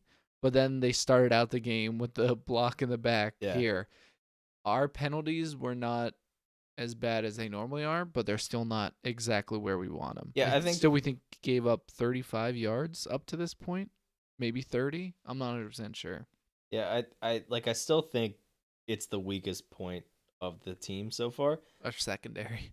Like, well, they weren't too bad in this game, but but again, the quarterbacks weren't known for throwing the ball over the place. Yeah. Coming in. But the penalties is just it killed us week 1 and 2. Week 3 we didn't have that many, and it was just like obvious New York was just having so many problems that it was like whatever penalty we did get was usually offset by New York's. Yeah. But yeah, and then it kind of reared its ugly head again in this one. We didn't do terrible. It was only 55 penalty yards this game. Yeah, I think in the first half it was about 30. Yeah, whereas like the first game we had like 100 or something like that. Yeah, the first game was really rough. Yes. All right, 10-20 remaining in the third. Daniels gives a mean stiff arm. You remember this? This is like a highlight reel play without a doubt. But we then push him down to the ground after the play and just get away without a penalty. Yeah, not sure why they didn't throw one there. I will note after this play, there starts to be like something with like our secondary and Daniels. Mm-hmm. And I don't think Daniels was really saying anything. No. It just seemed like we had an issue with him for some reason. I don't know. I think we got the wrong message after New York. We just got to bully them for free and never got called on. Yeah, that's true. I did forget about that. We did do that a lot. We got away with a lot of no calls in New York. It was almost like redemption for Houston. What I will say is what I like about the XFL officiating is if there's shoving or there's trash talk after the play or it immediately starts out where a guy pushes a guy off of him, they don't jump to throwing the flag. Yeah. They're like, people are angry, tensions are high, we're going to let it go. But if they pursue it, then the flag comes out. So in the XFL, it seems to take a lot to actually get an unnecessary roughness. But this particular play seems to have been grounds for it because he stiff arms, and by he I mean Daniel, stiff arms a St. Louis player, gets pushed out of bounds, but then the St. Louis player goes after him and brings him down to the ground. Like, that's a flag. Well, he pushed him late too. Yeah. He was already out of bounds when he shoved him. Yeah. And like it was in the course of the play, but it's still a late hit. So still should have been a penalty. Yeah. Textbook throw a flag here. But 8 minutes remaining in the third, 1 yard run from Farrow for the first Dragons touchdown. 1 point try. It is a success by Daniels. That brings the score to 10-17 St. Louis. Yeah, and then this is where another thing. Before the touchdown, Daniels like ran to the right, and he gets tackled at like I think like 2 or 3 yards short, and and I had said he wasn't like talking at all, but then like he does get up, and the camera catches him. He runs over to like Robinson and like slaps him on the ass and says something to him. And I don't think Robinson liked it. Whatever he did say, it didn't seem malicious in any Yeah. So then at the 1 point conversion, Daniels runs it in, and then like Robinson does this weird thing where like he won't let go of his leg for some reason. Did you catch I that? didn't catch it, no. Yeah, so like he's the one that kind of tries to tackle him, and he's holding on to his leg, and Daniels is like clearly in at this point. Yeah.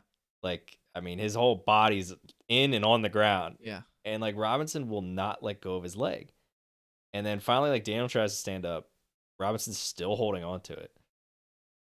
And like then Dragons players start getting involved and like try getting him off. Yeah. And then when they start getting involved and like pushing Robinson, then Robinson like does it. He goes from just holding on to it to then trying to bring him down again. Oh my God. I didn't notice this. Yeah, this was the point where I was just like, what the hell is going on? Yeah. Like, what is this?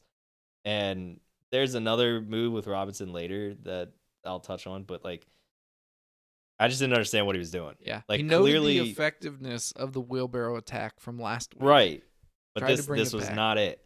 This was But- not it. He did not have firm wheelbarrow grasp on him. You know What I will say about Robinson is really good safety. He knows how to pick up a guy that like he can read what route the ball is going Yeah. to. Like he's kind of a ball hawk, but definitely young, definitely not as mature as he should be at this point.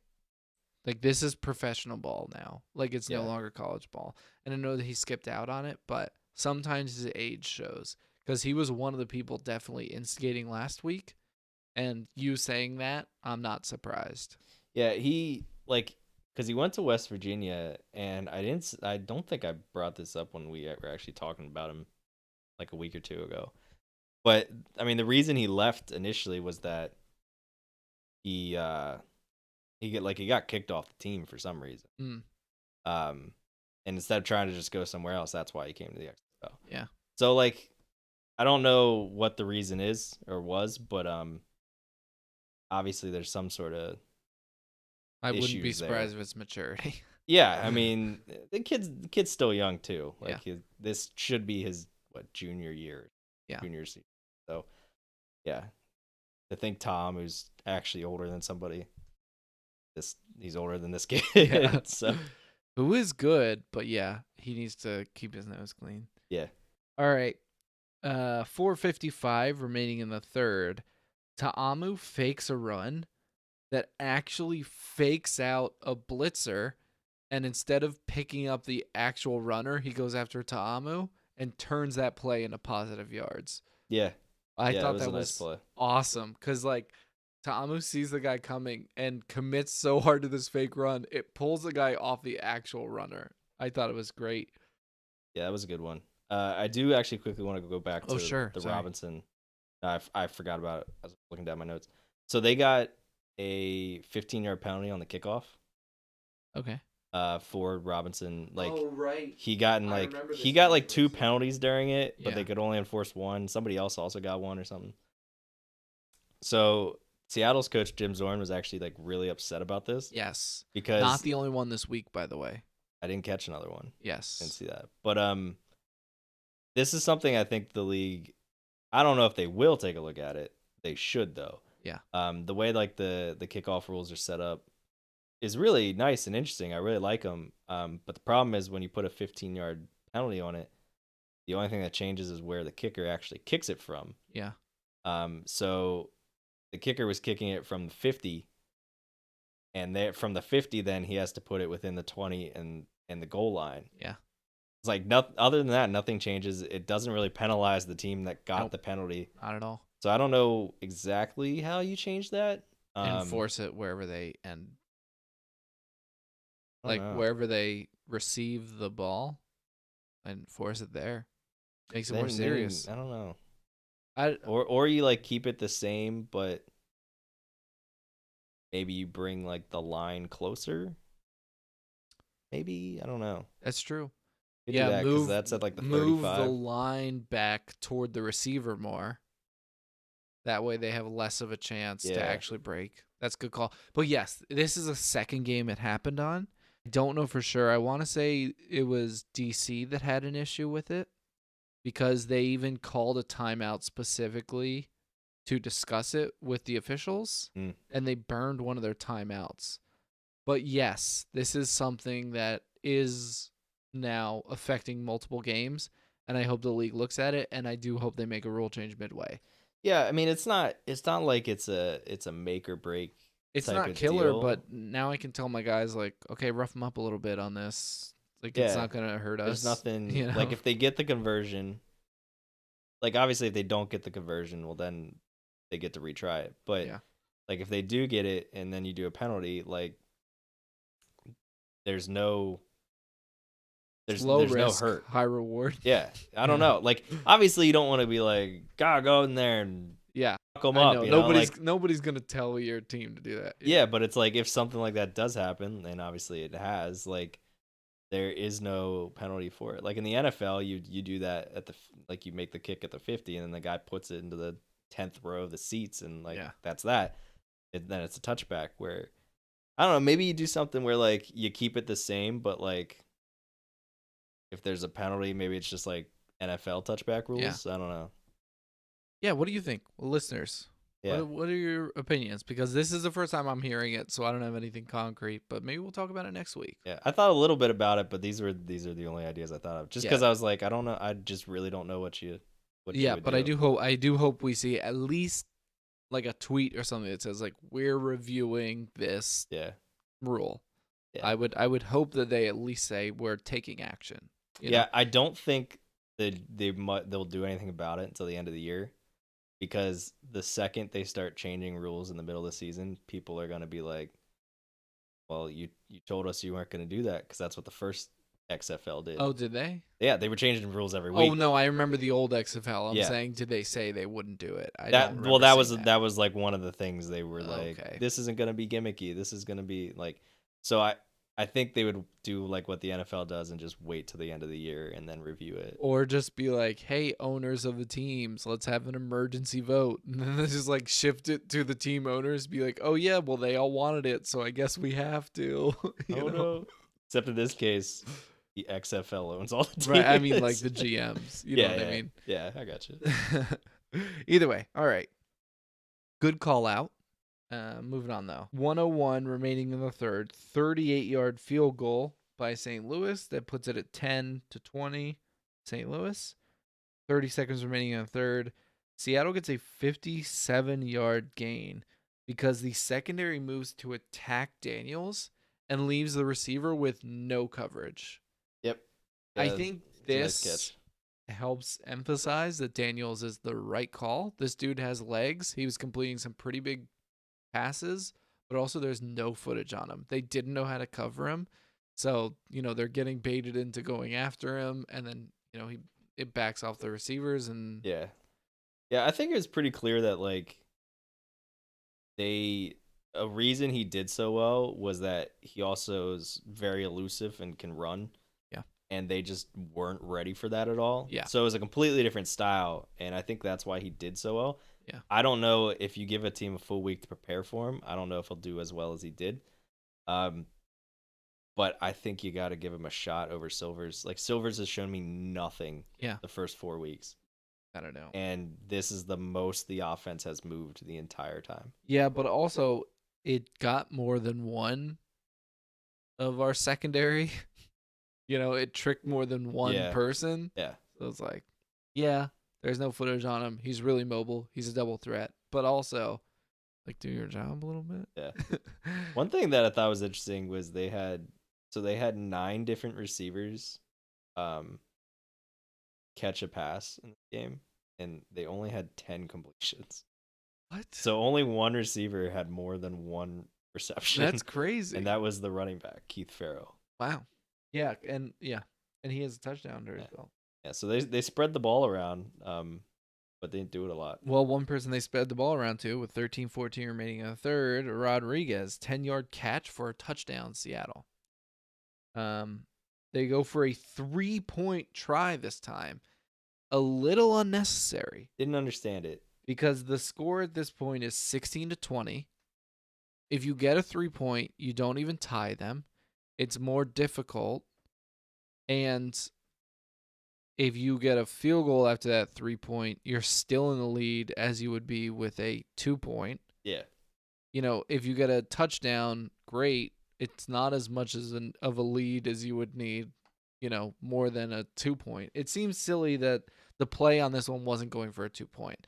I feel like they just don't understand the math right now. Yeah. They don't have somebody like keeping an eye on it. Like, okay, this is and you have to declare so quickly, okay, we're going for this.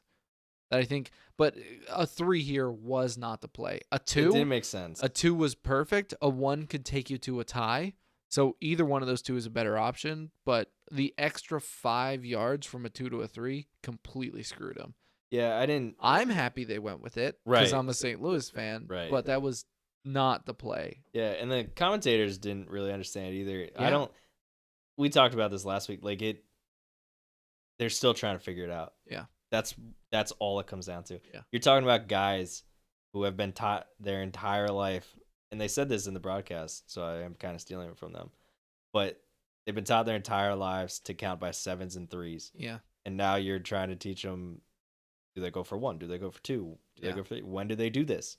And yeah, you could sit back and look at it, and I mean, I do. Like, a 3 here makes absolutely no sense. Yeah. It's a glance at the scoreboard, though. You're down by 4. Yeah, I think 2's the move. Yeah. Because then a field goal still 1 to wins tie, it for you. 2 to win. Yeah. Yeah, and I just don't see why he went for 3. But they asked him on the sideline afterwards, and he did not give a good response. Yes, I remember this. Clearly, he was like, "Oh, we'll have to think about that." Yeah, and it's like I said, and like they said, these guys have known one thing their entire lives, and now you're giving them they just don't know. Yeah, it just comes down to they just don't know it yet. And I'm sorry, that was the beginning of the 4th, not the beginning of the 3rd, obviously. Okay, 10:40 remaining in the 4th. 43-yard pass by Ta'amu.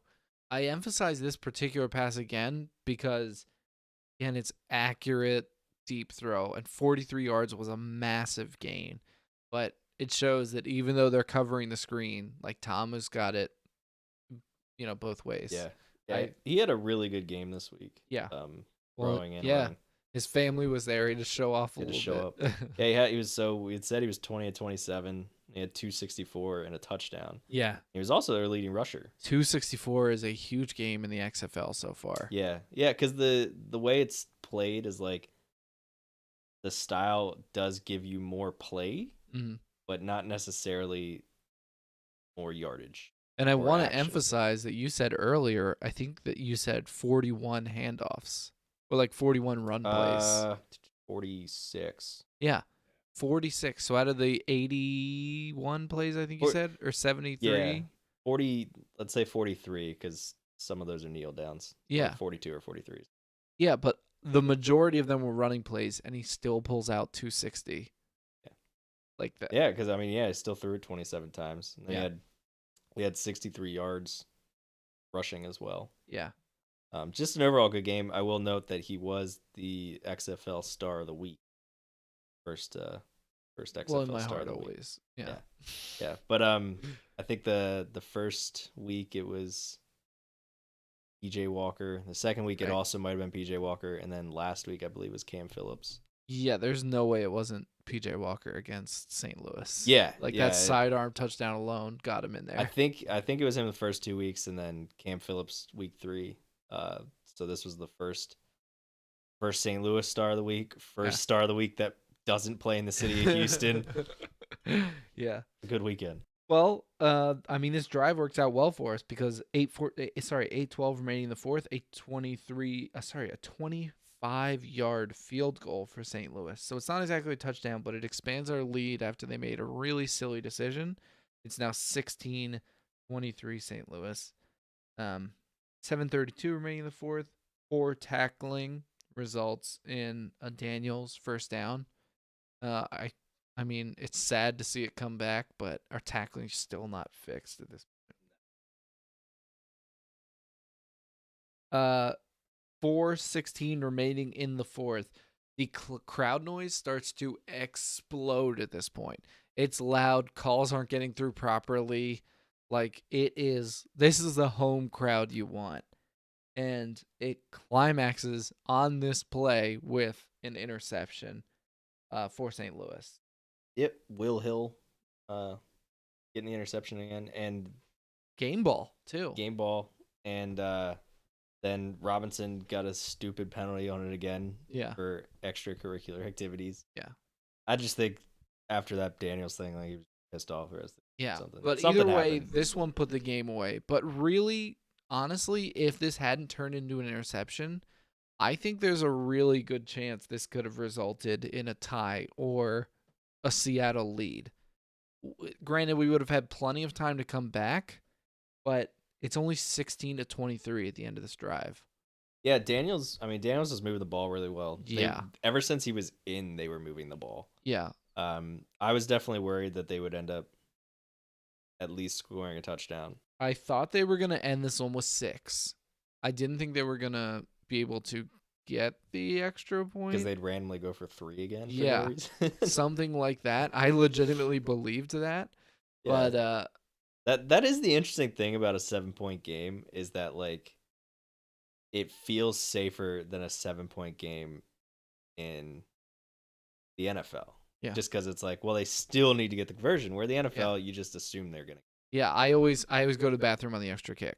Yeah. Back on the extra point, because I know the kick's gonna be good most of the time. And if they miss it, I mean, it's a missed extra point. Yeah. Rarely is it deflected and interesting. Yeah. So a 7-point game is interesting. Part of me always feels like if you're down 7 late, because I've thought about this a few times. If you're down 7 late and you score a touchdown, go for 2. Go for 2. Without a doubt. Go for the win. Yeah. Because it's only 3 more yards. Yeah. And then you get the lead. And you have the option for a pass and a run. Like, when you're at the 2-yard line, I feel like it's riskier to go for 1 than it is to go for 2. Yeah. Because a lot of time it's like, okay, stack them on the line. We're going to cut off this run. And you have maybe one receiver off of the top of the screen, like, running a slant or something. Yeah, or they do that stupid, like, do it at the 5-2. I hate the most the fade route into the back corner of the end zone, where you just throw a jump ball, but like 90% of the time they throw it out of bounds anyway. Well, I mean, as a Giants fan, that's my Plaxico Burress play right there. But that play at least wasn't like a jump ball. Like, they do one of these. Well, it wasn't a jump ball because Plaxico Burress was like 7'5". Well, that helps. But like, they just, I don't know. It just annoys me every time they do it, because it's like a wasted play. I'm with you. I am. It seems like a panic play a lot of the time. It really does. But yeah, in my head, 2 seems like an even safer option than going for 1. Well, it opens it up because you can also play mind games too. Yeah. You have more options. They don't know what you're going to go for. And when you're a team like St. Louis, where you have really good running backs, I would argue some of the best in the league, but there's some of the better ones. We can go over the stats. We have decent receivers, but we also have a quarterback who can do both himself too. Yeah. And apparently we have Pearsonell who's itching to throw it, and we could always just do another flea flicker back to him. I will tell you though, I'm totally down for these. Because St. Louis has done it a few times, and I've seen it a few times in other games. Yeah. I'm totally down for these just straight like trick plays. Yeah. It's like I'm watching the Steelers every time the extra point comes up. Like, this is how Tomlin would play it. I'm very intrigued by it. Yeah. Like, everybody wants to try to do the Philly special every single play. Yeah. And I'm into it. I am definitely into it. It seems like a safer option going for it on 2. I feel like that should be the standard. One final thing I wanted to note about the game, the post-game celebration with the seltzer. Did you see this? I missed this one. Coach Hayes has big old ski goggles on because people keep spraying him during the celebrations. They do, yeah. So now he wears those giant ski goggles.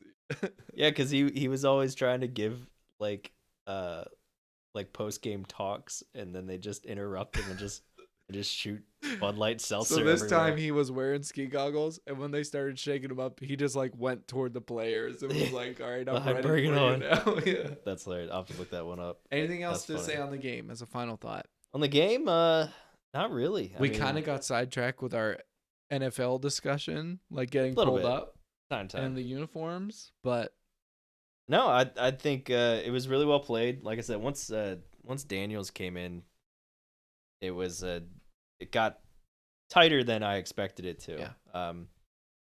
So my question for you, yes. have we found our identity? Oh, I think so. I mean, I don't think the philosophy's changed since week 1. Right. They're clearly we're going to try to pound the rock and short pass the hell out of everybody. Yeah. Like that hasn't shifted. The runs weren't as explosive this game. No. But they were still reliable.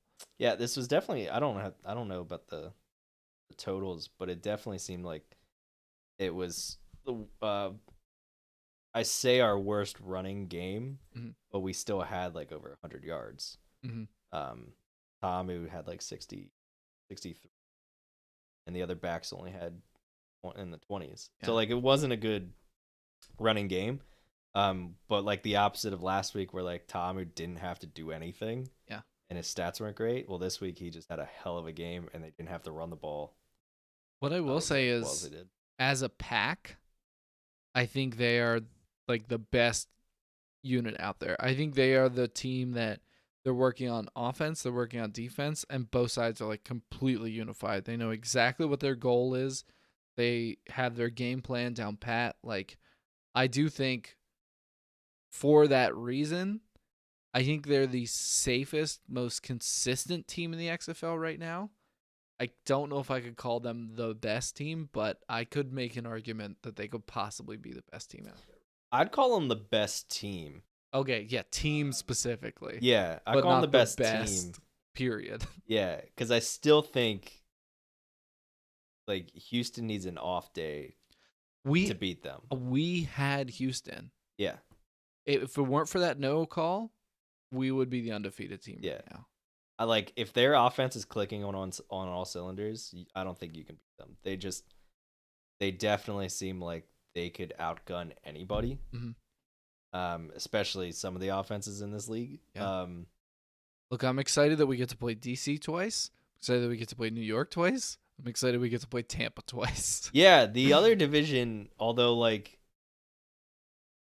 I mean, you got Houston, you got Dallas. Like Dallas is pretty decent. But like LA and Seattle aren't great. But like the other division definitely seems like if we were in that, then it'd be a different story. Yeah, because it's weird that it turned out this way, but like it seems like the Eastern Division, it's run, and the Western Division is pass. Well, the Western Division has the better quarterbacks. Yeah. That's why. I mean, Houston has PJ Walker. Dallas has had Landry Jones. Yeah. And LA has Josh Johnson. Mm-hmm.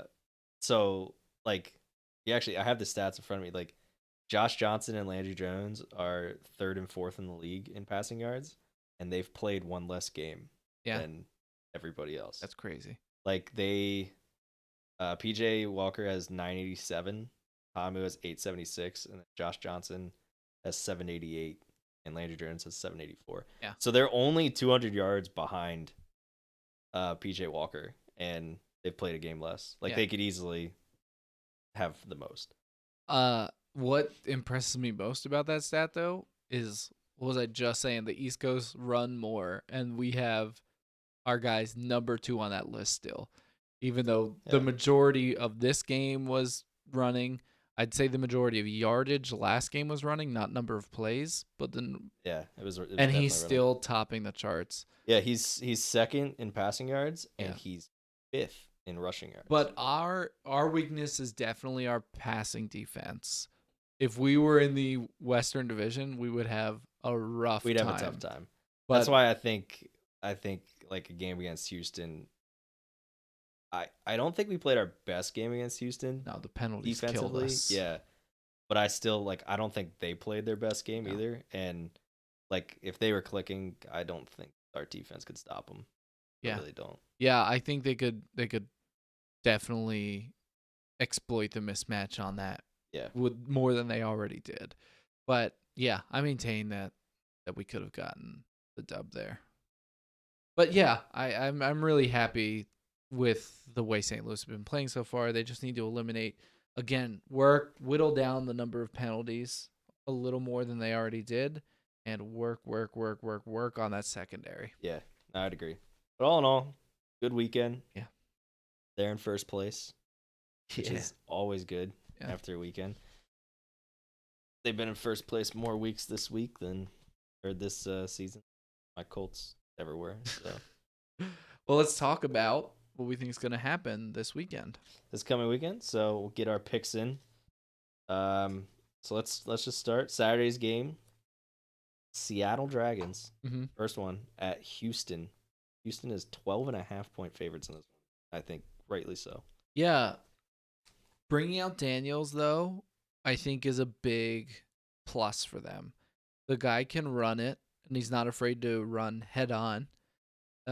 He's got a decent arm. I just don't know that they have the receivers to back him up, as evidenced by the fact that they spread it around so much in this game. Right. And like you were saying, did he just do well because we weren't expecting him, or is he actually that caliber? I mean, he was a backup in the NFL for quite a few years. Right. So He's like, got a ring, you I said. think he does have a ring. Definitely him. Wasn't Russell Wilson's. He helped him train. Yeah, yeah. So like, I do think he's decent. I just think like the way our defense played against him, like if you gave a defense a week to prepare for him, Yeah, he's not as without a doubt. explosive. Yep. But at the same time, like I don't even know if he's playing. I haven't seen anything. I'd assume they're gonna start him. I am as well. I would hope at least. Yeah. Well, they even said when they came out at halftime, they're starting him because he's better on the run. They even specifically cited that he was better. Do I think he's going to be the one to topple Dallas? I'm sorry, Houston. Why do I keep doing that? PJ, Texas keeps screwing me up. PJ man. on Dallas thing. I'm still choosing Houston. He's not going to be the one to topple him, I don't think, because you have to win as a whole team, and I don't think Seattle's defense is the one to do it. Yeah, I also picked Houston in this one. I think Houston's beatable, but I don't think Seattle does it. Exactly. 100%. If they get a rematch with Dallas, I think Dallas can take him out. Dallas potential, yeah. They came close. LA could. LA, Josh Johnson has the ability to win a shootout. yeah, I was gonna say it's gonna be a shootout, but yeah. That defense just isn't good. And I think St. Louis can, but they don't get another shot. Yeah, they don't get another shot at him unless championship. I would say DC maybe. He's so up and down. They're hot and they're cold, yeah. All right, what's our next matchup? So last one was Saturday, New York at Dallas. Right. Dallas 8-point favorites. Dallas, it's New York's run defense is so glaringly bad. That's where you just drill them. So they might prepare for it, but Dallas has enough versatility that if the run's not working, they still have the pass out there. I don't see New York coming out on top in this matchup. Yeah, Dallas has a pretty good running game. Cameron Artis-Payne, Yeah, the fourth leading rusher. Used to play for Carolina Panthers. Yeah. He's pretty good. Yeah, he looked really good this last game. Again, Yeah. I only saw the first half, but Yeah, and Dallas with Landry Jones being out, I don't like. Usually, if somebody's starter's injured, you're like, oh, you take that into consideration. But like, I think if Nelson plays the way that he did in Week 1 against us, although it wasn't great, but like he didn't lose the game for him until threw an interception at the end and lost the game for him. But he didn't make a lot of mistakes. So he's competent. He is competent. And I'm sorry, who was home for this game? Dallas is. Oh yeah, then I'm definitely going Dallas. Yeah, I also picked Dallas. I don't think they'll cover the 8 points, but it honestly depends on who New York plays at quarterback. Because if they play Perez again, I think they'll be fine. but I just don't think they're winning on defense. I don't think yeah, the offense matters because when they right. take Well, and that's what I mean though. Is like if they play Perez, like I think they have a shot. If they play McGloin, like their I defense think isn't great, and McGloin's terrible. don't bench Perez now. Like he's Yeah. up, and why risk bringing McGloin I back don't- in to agitate? Well, the reason they sat him was because he was hurt. Yeah, that's what I'm saying. So, Why I risk don't know. agitating it now? I have no idea. That sounds like something they might. All right, and then We know first, the next one. First game Sunday, St. Louis at DC. DC 4-point underdogs. And Yeah. It's hard to not judge them off their performance last week, DC, because they started out so strong in this season. So it's hard for me to not just judge them off that last game. But they really just looked miserable. They looked awful last week. Yeah. I would choose St. Louis anyway because St. Louis and Houston are the teams right now. Right. And just like I said with Houston, DC's not the ones to beat St. Louis right now. Right. I just, They're going to hate me on this one. Are you kidding me? For some reason, so I need to hear you can't tell me for some reason. I have to hear the reason. So I made this pick, and then I was like, why am I making this pick? And I went to change it. I was like, I've already written it down. Mm-hmm. I'm sticking with it. So I picked DC. DC's at home in this one. Okay. Here's the initial reason I made it. DC's at home in this one. Which is important. Which is important. If you actually look at the games all over the XFL, yeah, the home teams have won like a lot of them. Oh yeah, not a lot of wins on the road. No, I think it was like home teams are like 11-5 or 12-4 or something like that. Now I'm not picking them just because they're at home, but they have clearly played a lot better at home than they did on the road. Yeah, that's in the beginning of the season. They played two. The two that they won were at home, and the two that they were absolutely garbage were on the road. Mm-hmm. St. Louis, although I obviously think they're the second best team, even with me picking them to lose this game, I still think they're better than DC. Yeah. I just think it's a simple case of St. Louis has played really well. They're going to run into a game that they just don't play. Yeah, but well. they did well on their 2 away games. Yeah, it has nothing to do with them being on the road. I just think DC will figure it out. Mm-hmm. I don't think they're as bad of a team as they played the last 2 weeks. Mm-hmm. Really don't. But I think they'll figure something out, and I think St. Louis just won't be as good this week. Even if they figure something out, I just don't like St. Louis has the run. They have the pass. Like, I don't see what DC could figure out that's really, besides just bombing passes down the field. Look, Stone, teams lose, all right? Teams lose. I'm with you 100%, but just in like an on-paper discussion, I just don't see how DC is the one to beat St. Louis. It's happening. Sadly. Pray that it's not. Oh, so here's my also thought to this is if I pick them to lose. Yeah. When they lose, I'm right. When they win, I'm happy. Yeah, but this doesn't matter.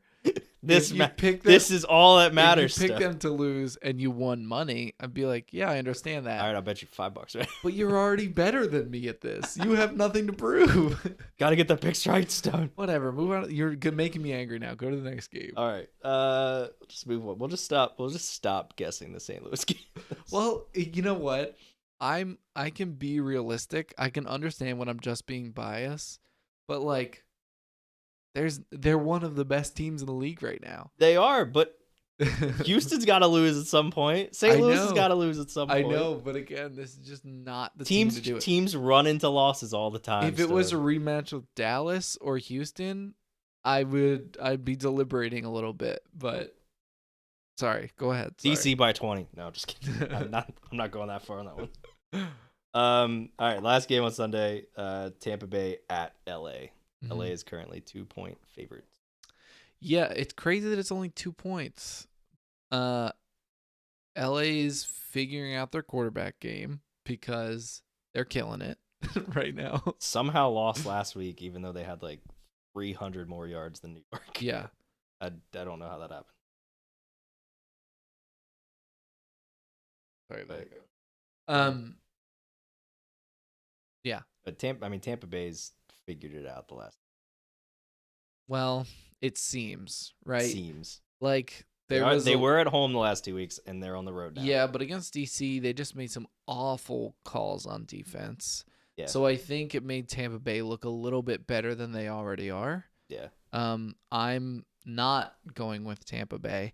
I do think Tampa Bay, if they decide to stick with the starter they had already chosen, which is Cornelius. Yeah, Cornelius. I think that's their best bet. I think they're going to put some points on the board. I don't think a 2-point spread is. I think that's a little bit more hopeful in Tampa Bay's favor. I think 7 is reasonable, but yeah, I don't think. I don't think it's a 2-point game. I've also picked LA. I just looking at the stats, I just don't know, and I know stats don't win games, but I just don't know how LA lost that game against New York because Josh Johnson killed it. Yeah. They didn't really have that many turnovers, at least that I saw in the stats. But I don't think they lose this one. I think Tampa Bay, like I said, I think Tampa Bay's figured something out, and they're not as bad as I initially thought. But their first 2 weeks were on the road, and this one's also on the road. And play well then. Yeah. Don't think they're gonna play as well as they did. Yeah, I think LA wins that one. So once again, mostly pick the same. Yeah. It's a little easy to do when there's only 4 games. Yeah, I really, really hope that you're wrong. I mean, so do I. But I will be wrong about every single pick except St. Louis as long as St. Louis wins. Like, that's where I'm at. I don't care if I'm wrong about every pick for the rest of this entire season if it means that St. Louis wins all of them, you know? That's fair. That's fair. All right. I don't have anything else to say. What about you? Got nothing. We don't really have much other news or anything. Yeah, the teams are coming into their own. We're finished cycling through quarterbacks for most of the teams, so I think these matchups are going to get a lot more interesting. I think it's going to be less, like the pack is going to get tighter. Yeah. It's going to be a lot less, oh, this team's way better or this team's way worse. I think it's going to be a lot more of a matchup now that everyone understands the rules. They understand, where to go with the extra points, and they understand who the hell's actually starting at the beginning of the game. Yeah. This is right around the time when the AAF was involved, or a league. Like week 5, 6 was right around the time they finally started really getting their stuff together. Mm-hmm. So I also expect the same thing out of this. Like, teams have clearly started to see what quarterbacks should be playing or which ones shouldn't be. And like we said, I mean, just a couple weeks ago, we said how Tampa Bay and Seattle were clearly the worst teams in this league. Don't get me wrong. Still think they probably are. Yeah. But Tampa Bay is definitely not as bad as I thought. Yeah. They've showed It was just their quarterback switching. Yeah, that was a big part. And Seattle isn't terrible. They just have quarterback issues where it's just like their quarterback play is just not good. Yeah, we're seeing how monumentally important that is. Yeah, especially when there's teams in this league that very well have quarterbacks that could be on an NFL roster. Yeah, I can think of 2. Yeah. Well, I mean, you could throw Josh Johnson on one. Yeah. You could throw PJ Walker on one. Yeah. Amu, we talked about possibly on one. Like Landry Jones is a fringe. If he could stay healthy. If he could stay healthy. Yeah. It's very evident that the teams that have good quarterback play are ones that are higher up in the standings. Yep. That's not a shocker. Yeah. Let's cheer for the BattleHawks despite your best efforts. I mean, I'm still cheering for them, yes, but DC by 20. Yeah, I think it's going to be an exciting week of games. Can't wait to come back next week and talk about how that you were wrong about DC, but I was wrong about everything else. I can't wait for that either. And we will catch you guys in week 5 coming up next Wednesday. Until then, go BattleHawks.